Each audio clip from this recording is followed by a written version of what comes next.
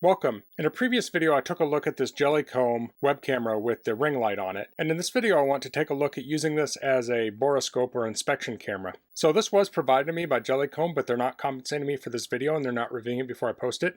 If you find this video helpful and you'd like to purchase one of these, I'll put a link in the description of this on Amazon, and if you use that link, it helps me out a little bit and doesn't cost you anything extra. So I have a Borescope that's kind of like a little snake camera. It's the size of a pencil, maybe a little bigger than a pencil, and it works well for certain things, but sometimes I like a bigger camera. It's easier to maneuver, they have better picture, etc. So this has a tripod mount on it.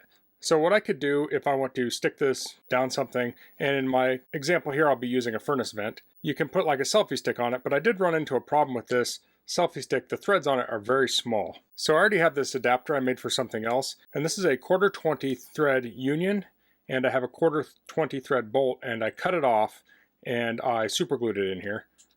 So I can attach that to my selfie stick, and then this will thread into the web camera.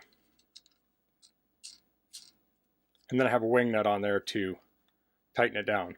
So now I have this attached to my selfie stick. Another option would be to use a painter's pole. You can buy thread adapters on here that you put on here, and then you can thread a camera onto it to turn a painter's pole or a broomstick, it's the same thread, into a monopod. So that's another option. So I'm not advocating one of these or the other, but look at your application and see what you may need and what would be useful for you. The painter's pole is pretty long. This is shorter. So this may be more useful for some things. This may be useful for other things.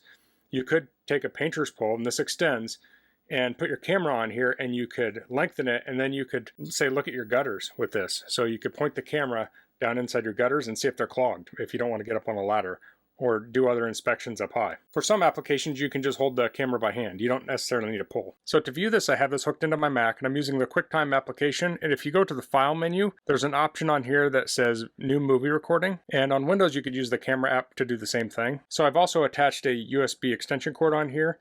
That gives me a little more reach. I could tape this together, but I'm not concerned about losing it or anything. So now I'll show you how I can use this. Okay, so I have a furnace duct here, and there's a vent that goes here, and I've taken the vent out so I can have access to the duct.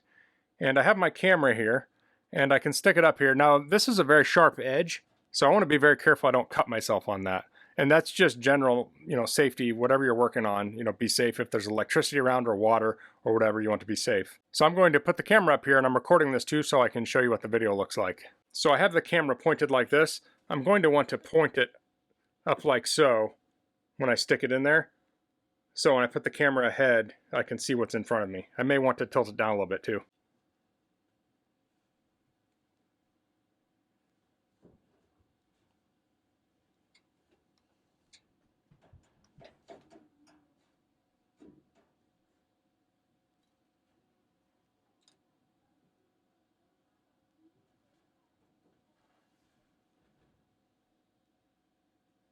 As you can see, that gives me a very good view of the inside of the duct. I mean, it's a super clear image, the light's really nice. One thing I noticed when I was trying this earlier is that if I tap the camera to the top of the vent, it shuts the light off, or it changes the color temperature. That's good or bad. If you want to change it while you're inside the duct, you just tap it up there, but if you accidentally tap it, you just need to tap it again to turn it back on. So when I see this here, the ducts are a little bit dirty, but I've seen dirtier. I've actually vacuumed the other side, so I'm going to put the camera in the other way and we'll check it out and see if it has stayed clean.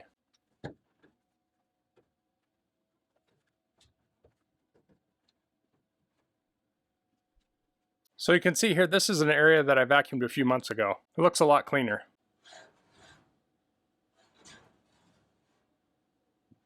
Okay, here's another application of this, and I have the camera here and it's just handheld, and I have this sitting on my engine. You need to be careful if you set a laptop on an engine, if your engine's hot, or it could short something out. But this is mostly plastic here. And you can hook these up to Android tablets. I don't think there's a way to hook them up to iOS, but you can hook these up to Android tablets or any laptop or computer and use this as your inspection camera. So I'm on my car here, if I'm looking for a leak or something, I can take the camera and I can stick it down in the engine and have a better view of things. Now there may be times when it's easier for me to turn this upside down. It may be a little weird to look at, but it gets the job done.